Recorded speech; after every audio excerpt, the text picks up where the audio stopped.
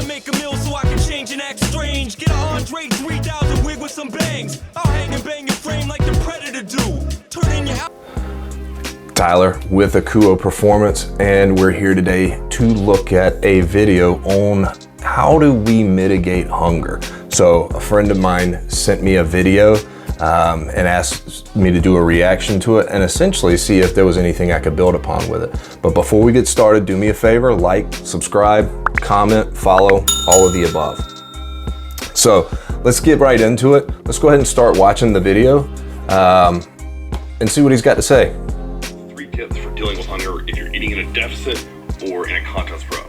Number 1, go brush your teeth as soon as your meal's over. Or if you feel you're gonna cheat, go brush your teeth, because no matter what you eat in the next 5 to 30 minutes, it's gonna not taste good at all. So completely eliminated cheating.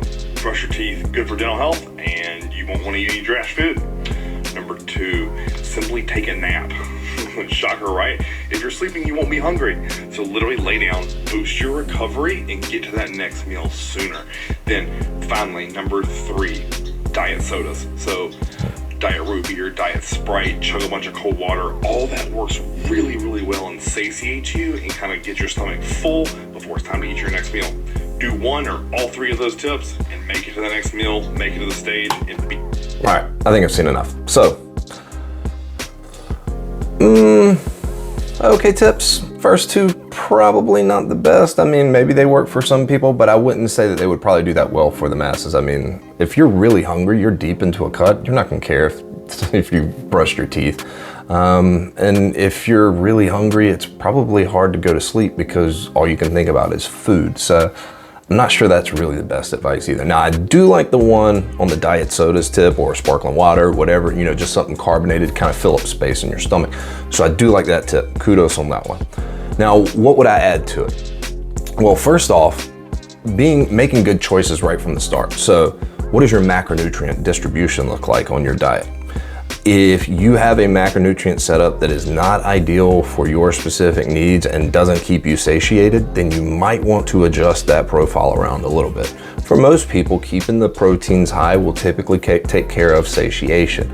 So if you've got your proteins up, then you're probably trending in the right direction. And just make sure your fats aren't too low either, because they'll also help with satiation and slowing down digestion a little bit.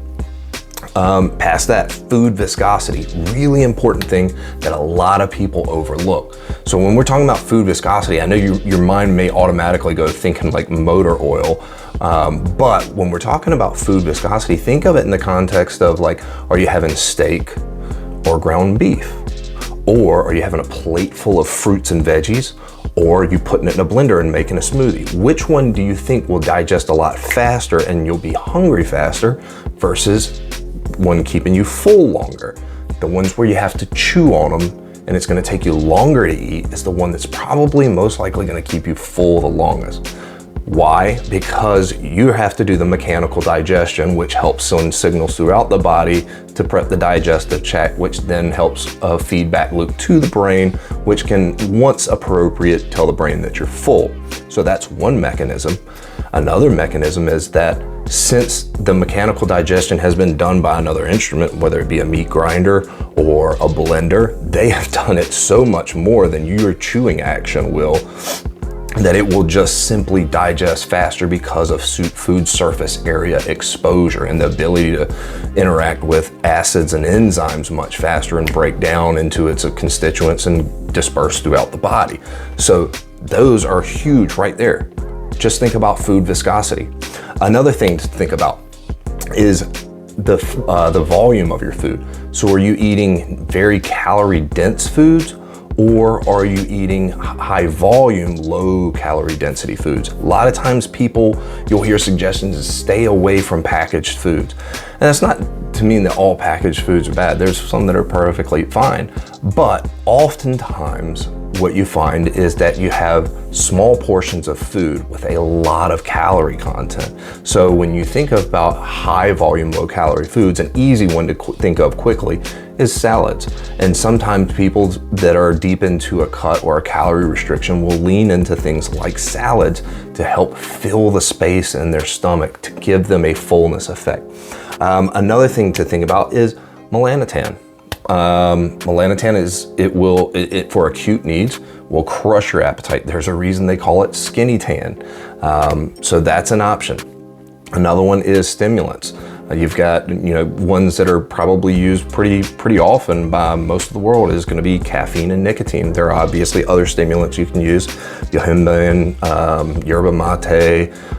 There's plenty of more over the counter. There are plenty more herbal. There's plenty prescription, depending on what your tool is. Just make sure you don't over abuse stimulants or abuse them at all. The problem with stimulants is too much of them can cause a lot of issues. And when you're deep into a cut or a caloric restriction, a lot of times you're building up stress internally anyway.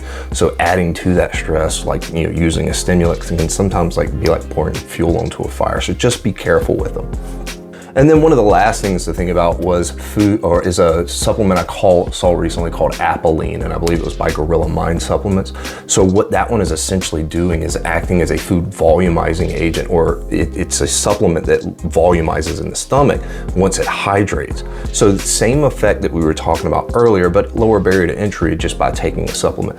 So a few good ideas there. Hopefully one of those works for you, and in fact, even better, hopefully they all work for you, so that you can use them as needed and not have to lean into one too hard. And for example, if it's 6 o'clock at night, you don't want to use caffeine. So maybe you want to use something else. Maybe you've used the food viscosity and food volume strategy that we had talked about earlier. Or maybe you have an acute need, like you've got a nasty craving that's come and you really need to stretch another 30 minutes before your next meal so that you're satiated through the rest of the day.